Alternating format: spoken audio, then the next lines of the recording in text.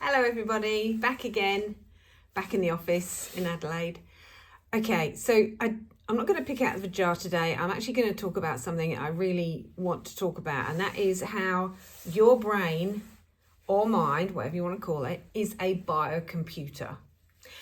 And I don't think a lot of people understand how their brains are wired. And this is why, when I work with someone, it's usually you have to rewire this. So your brain is like a biocomputer. It's just like a computer in terms of it gets written. And the first 7 years is when it's getting written. Now, the brain obviously is being written through the subconscious. So the first 7 years you are not in the brain, you're not having cognitive ability. And so you're imbibing it all through the body. So everything that happens. And this is why, we take examples because I think, so if mum and daddy are busy, mum's grieving, dad's grieving, dad's an alcoholic, mum's an alcoholic. All these things factor in because it's the messages you're imbibing through the body into your subconscious that actually writes the wiring of the mind. So if you're ignored, if you're beaten, if you're abused, if you're sexually abused, the messages are being, obviously, because we're egocentric, there must be something wrong with me. It's my fault that mummy, daddy don't look at me, spend time with me, talk to me, embrace me, love me, affirm me, validate me.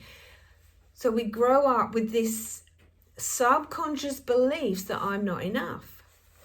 And this is why when you talk to people, they know rationally they're enough, but this and this is two very different things. So sometimes, the brain can be written to a degree that the subconscious part of you intrinsically feels like it's not enough.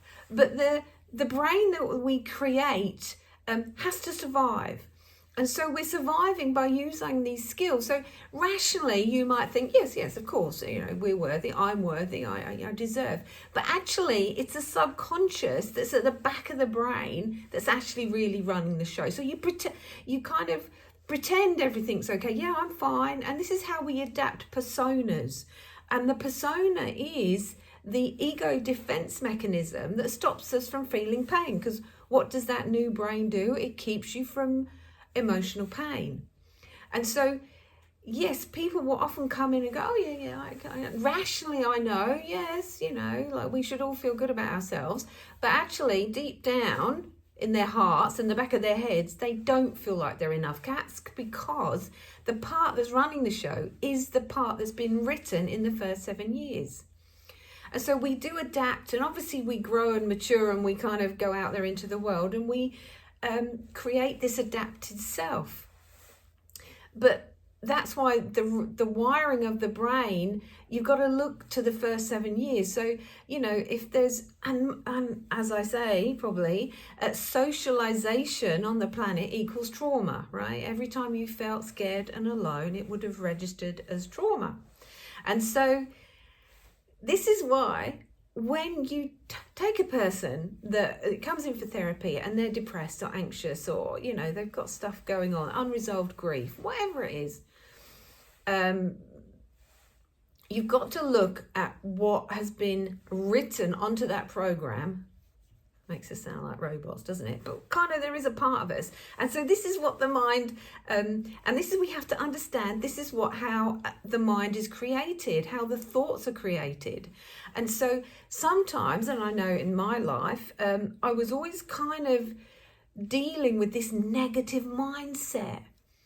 I'm this, I'm that, all very negative, all very, damning of me, I'm not enough, I'm too this, I'm too that, I'm not enough of this, I'm not intelligent, I'm stupid. And so, I don't matter, I'm not important, because you're brought up in an environment where the parents are, trying to put food on the table. They're working 2 jobs and working all the hours, and they haven't always got time for every single kid to give them that time and attention. And I'm not blaming parents. They're just doing their best and failing miserably sometimes. So I think if we understand how the mind works and we realize that we are a product of our conditioning, And we realise that if we don't change that script, then nothing changes. Yes, we might earn a lot of money. We might look amazing. We might do lots of good things. We might be married with a lovely house and kids. But eventually, something's going to trip you up. Why am I so unhappy? Why am I struggling? My life is good. I should be happy. I should be this. I should be that. And we do a lot of that, don't we? Because at the heart of this avatar, whatever you want to call it, is this wiring. And this is why the brain is a biocomputer. It'll only give you out what you put in. So it's just like a computer. You put garbage in, you'll get garbage out. Okay, you'll get negative. You put negativity in, you'll get negativity out. So it's kind of, but what have we been told? You think, therefore you are. So this is who I am. So if I have a thought, well, that must be coming from me. So if my thought is constantly going, I can't do this is all too much, I need to be out of here, I can't cope, I can't live like this. I mean, you allow those thoughts to run around your head. What do you think is going to happen? Sorry, that was the printer coming online. So, let's take this as an example, as a couple, right? And say this is your partner and he does these things that really wind you up, right? And so if you allow that in your head to mull over it, meditate on it, think about it, what do you think is going to happen? What do you think is going to happen if I constantly think about all the things that annoy me about you? And, you're my partner, and what am I going to end up? I'm going to end up hating him, getting annoyed by him, being frustrated by him, not loving him. I'm going to be, because I've allowed that to be mulled over in my mind. See, this is the one domain that you have some control over. This is the one thing that you can control. But this is just a biocomputer. So you've got to look at that primal wiring in those first 7 years. And this is why people get annoyed, because our therapists will want to talk about that, because they're the most important years where you are being written on just like a program on your computer. Because the computer, and because what happens to our phones, it updates every now and again, doesn't it? Because they're finding glitches and they need to repair them. So, and this is what happens to your phone, but that doesn't happen to your brain. Whatever gets put in there on the first 7 years stays in there, okay?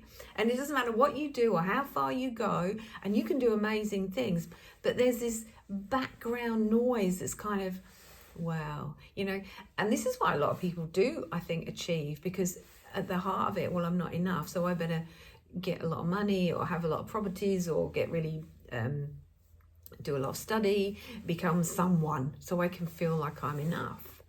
Because we're always being driven sometimes by those sort of negative thoughts. And so I really want people to understand how this is sorry, this has been written on, and it will play, maybe not in the forefront of your mind, because don't forget, your new brain is trying to keep you from emotional pain, so it often won't allow you to go there in your head. And this is why I say sometimes it gets embedded in your heart, these, because I say to people, so do you ever feel like you're not enough? And you can see the whole, I know I'm enough. I said, you're enough here, but do you know you're enough here? No, I don't. And see, this is the out of alignment, because on some level we've created an idea about ourselves that we know we're okay here because our new brain has wanted to keep us from emotional pain, and it doesn't want to come into knowledge about the fact that I don't feel like I'm enough. So I've created this new thought that says, I'm enough, but I actually don't feel like I'm enough. And this is what a lot of people, I think, have to understand. If you want the head and the heart to come into alignment with each other, then, and so this is where our brains lie to us. Our brains are actually, or our minds are working against us. And so we have to, sorry, just get rid of that. realize where we are a juxtaposition. So this is doing one thing and this is doing another. But actually, if you and this is why our minds are the most amazing tool we have. We have these amazing tools that we get to use. And a lot of us don't. We are just being used by the mind. And the mind will come in and 60,000 thoughts a day? I don't know who came up with that number, but anyway, 60,000 thoughts, right, coming in. And if this is the one domain we can control, then I have to take all those thoughts captive. Is this thought working for me? So it does get tricky, because I think the mind wants to keep us in denial, because if it's not in denial, it has to see the reality and then feel the reality, which we don't want. That's what the new brain's all about. And I don't want to feel that pain. You see, growing up in an environment, if you didn't feel like, you were enough or that you were important, and a lot of us didn't, because we were brought up in an era where children were seen and not heard. So of course you're going to feel like you're not important, you don't matter, your voice doesn't matter. We were told what to think, when to think, like what to do and how to do it, because we were children and we didn't know anything. And so we create an adapted self who goes out in the world and does life. And that's how we do it. But ultimately there'll come a time, and this is why I think a lot of people are struggling so much with anxiety and depression, because they've been doing that for many years, but because something's out of alignment, and this is what that is, that out of alignment, this is why this part is your emotional part, your heart space, excuse me, and it doesn't feel heard or understood or listened to, because whatever was happening out there growing up is now happening inside of me, right? And so you will repeat the pattern. So you won't always listen to your heart.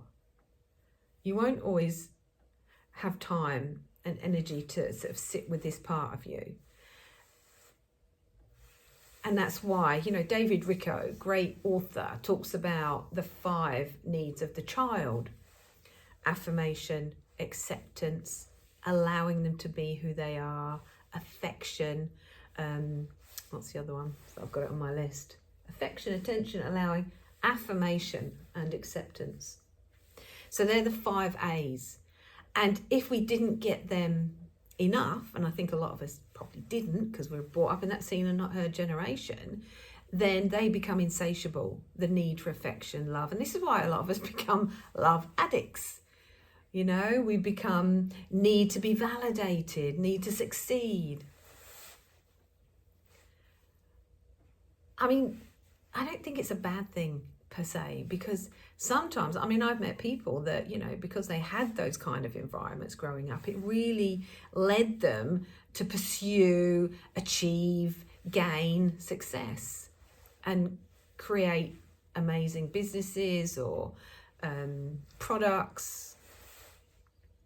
And so it's not inherently bad, because I think it can have, excuse me, some benefits.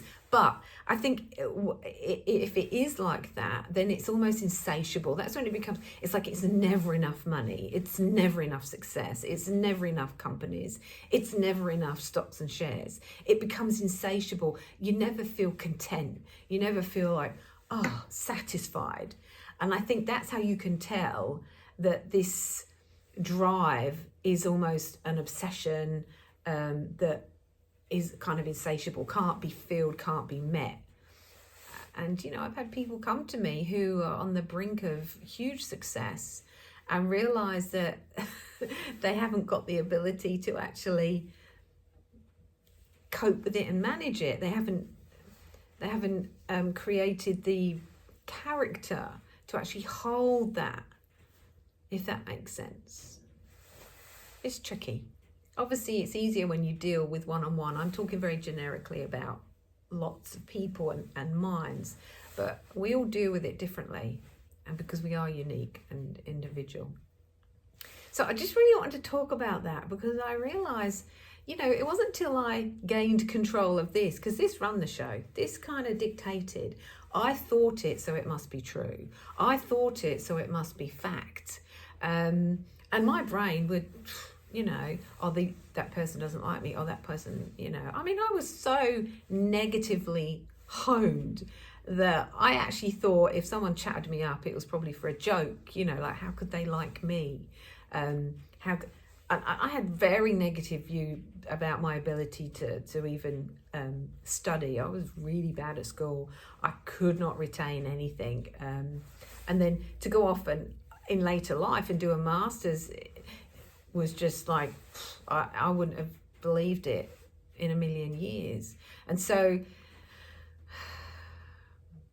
what I'm trying to share with you is this is not who you are. This is a biocomputer, and you get to use it for the beautiful, wonderful tool that it is. Because up here is imagination, it's creativity, it's amazing. And this can be the biggest gift, and it can be the biggest curse. And especially if it's out of control.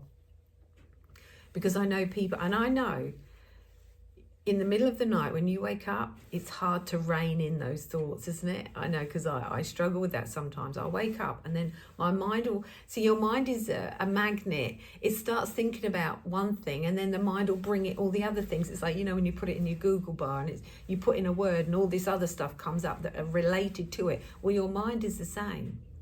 And so if you go into your head, oh, that person let me down, then your brain will go, yeah, remember when that person let you down? Remember when, oh, these people have let me down and don't love me and have been mean to me. And so it has got a magnetic pull as you think thoughts. And so, you know, we have, like, I call it my big bag of bias, you know. So if we have a negative bias, our brains will look for the negativity. Your brain is an amazing tool that we get to write and rewrite over and over again. And we realize that through repetition, through speaking to the subconscious. And you can change what was written. But first of all, you have to realize that you've been written and kind of come into an awareness of, actually, I can change that. I don't have to live with that script that got written when I was very young. And, you know, I mean, some parents are very immature and they didn't do well by us, and we have struggled as a consequence of that. And anyone that was brought up in the seen and not heard generation, I think, would struggle because we were told we were unimportant. No, you're just a child. What would you know? Off you go, dismissed. You know, what does that do to our wiring? Anyway, food for thought, just something to think about.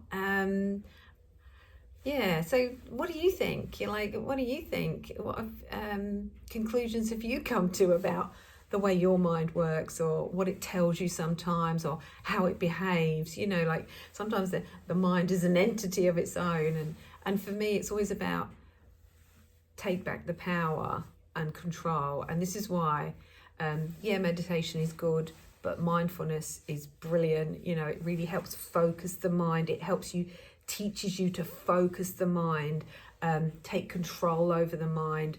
And when you learn to do that more and more, you get to dictate this, not the other way around. And that's the power, and that's the freedom, because this can be your own worst enemy, or it can be your best friend. And so, yeah. Anyway, interesting. Just thought I wanted to share that. So hopefully that's helpful. Okay. Bye for now. Bye.